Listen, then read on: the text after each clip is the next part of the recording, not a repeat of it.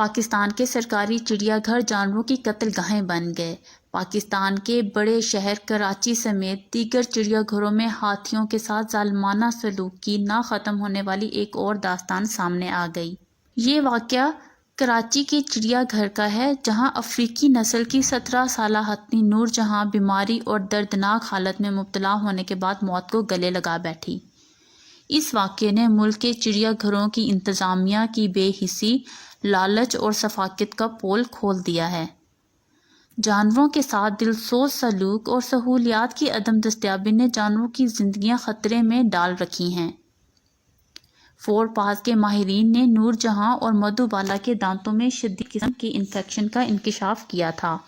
ماہرین کے مطابق دانتوں اور آنکھوں میں انفیکشن بڑھ جائے تو ہاتھی خطرے کا شکار ہو جاتے ہیں۔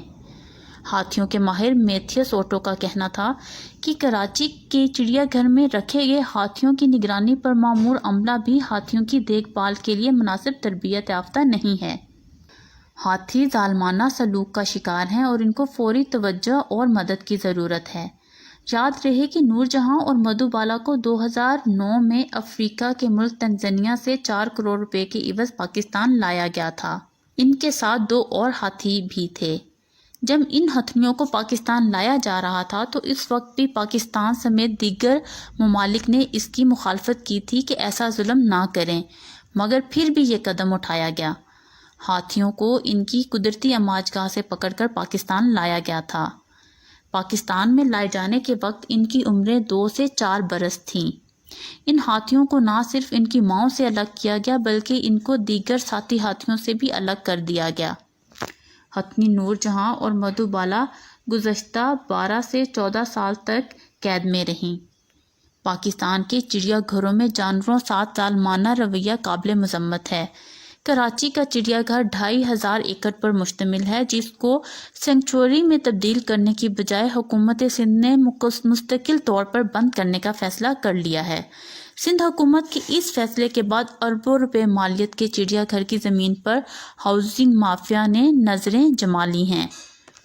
دوسری جانب اس چڑیا گھر کو جانوروں کی بہتر دیکھ بھال اور ان کو قدرتی ماحول کی فراہمی کی بجائے بختیار بھٹو سمیت پیپلز پارٹی کے چیئرمین بلاول بھٹو اور شیری رحمان نے بھی چڑیا گھر کو بند کرنے کی سفارش کر دی ہے۔ پاکستان میں ہاتھیوں اور دیگر جانوروں کو سینکچوری میں رکھنے کی بجائے قید میں رکھا جا رہا ہے، جس سے ان کی صحت اور زندگی خطرے سے دوچار ہیں۔ افریقی ہاتھی اگر اپنے قدرتی ماحول میں رہیں تو ان کی عمر عموماً 60 سے 70 سال کے درمیان ہوتی ہے، جبکہ قید میں ان کی عمر بمشکل 40 برس تک پہنچ پاتی ہے۔ لیکن نور جہاں کو 17 سال کی عمر میں ہی موت نے آ لیا۔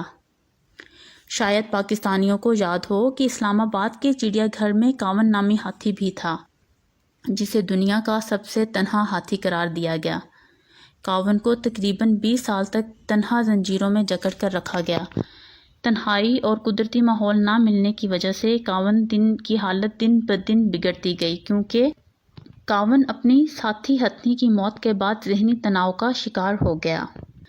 میڈیا اور بالخصوص پروگرام مقابل میں کاون ہاتھی کی رہائی کے لیے اٹھائی گئی آواز جانوروں کے حقوق کی تنظیموں کو اس جانب متوجہ کیا، جس کے بعد کاون کو رہائی نصیب ہوئی۔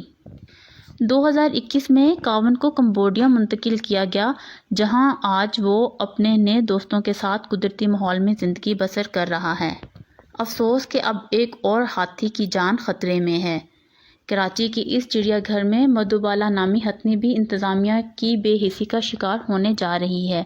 اگر حکومت اور انتظامیہ نے چڑیا گھر کو نباتاتی باغات اور جنگلی انواع کے بچاؤ کا مرکز نہ بنایا تو ہم جلد ہی مدھو بالا کو بھی دم توڑتے دیکھیں گے۔ اب سننے میں آ رہا ہے کہ سری لنکا پاکستان کو 2 عدد ہاتھیوں کا تحفہ دینے جا رہا ہے۔